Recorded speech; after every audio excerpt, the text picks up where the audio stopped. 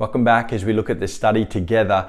Don't forget about tomorrow, with the premise being don't get so caught up in the drama of today that you lose sight of the promise of tomorrow. And this is so important for us. And we've gone through and learned a little bit about how God is actually thinking about your tomorrow more than you are. And the devil is also thinking about your tomorrow, and he's trying to steal your tomorrow by holding you to your past. Today, we're going to dig into point number 3, which is what you do today matters and impacts your tomorrow. And if you want to stay connected and getting these YouTubes, you can subscribe, or if you haven't got the PDF yet, you can reach out to me at rick@faithfamily.com.au and I'll make sure I send it out to you. This is really important to understand, that what you do today matters and impacts your tomorrow. Sometimes people get so caught up, they're living in the moment, they're just thinking, well, let tomorrow worry about itself. No, everything that you do is connected.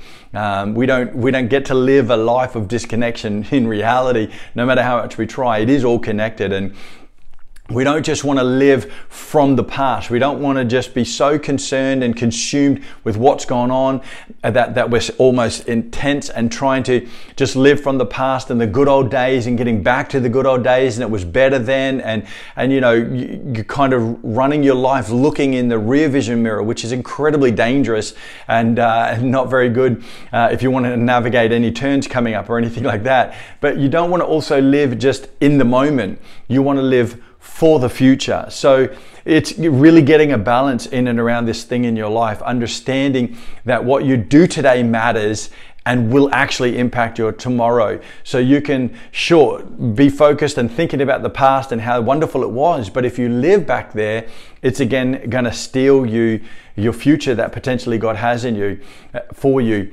In Genesis chapter 8 verse 22, the Bible promises this. He says, while the earth remains, here's this amazing promise: seed, time and harvest, cold and heat, winter and summer, day and night shall not cease.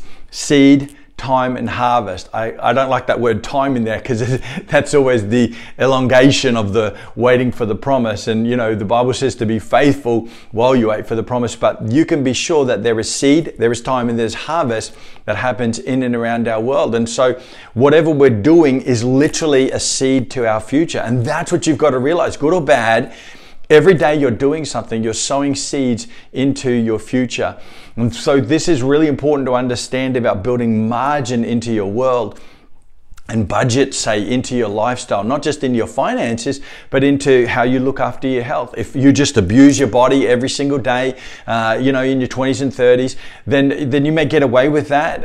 But in your 40s and your 50s, you may start to pay the price for that. If you just stay up late, you just do whatever you want to do, or you don't work hard, or you spend all your money, then when that rainy day comes along and you don't have that finances set up, then you're again going to struggle. If you don't apply yourself to learning and try to educate yourself, then you might find that the whole job market moves on, and here you are back there. If you don't work on your relationship every single day, then your relationships might begin to suffer as you go down the track. It doesn't happen straight away, but the truth is what you're doing today matters. And if you have that kind of a mindset, then when you're thinking relationally, you're thinking, I need to think about my relationships today. When you're thinking financially, when you're thinking physically, when you're thinking spiritually, in every area of your life, you're actually going, what I'm doing today matters.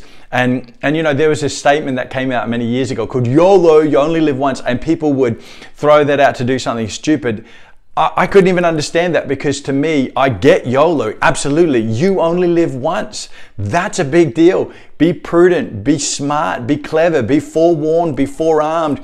As we read in Proverbs chapter 27 about that you know, it does matter what you do. So you want to be intentional. You want to be purposeful in what you're going to, you know, how you're going to live your life. In Galatians 6 verse 7, we read that you reap what you sow. Don't be deceived. God isn't mocked. You reap what you sow. This is great.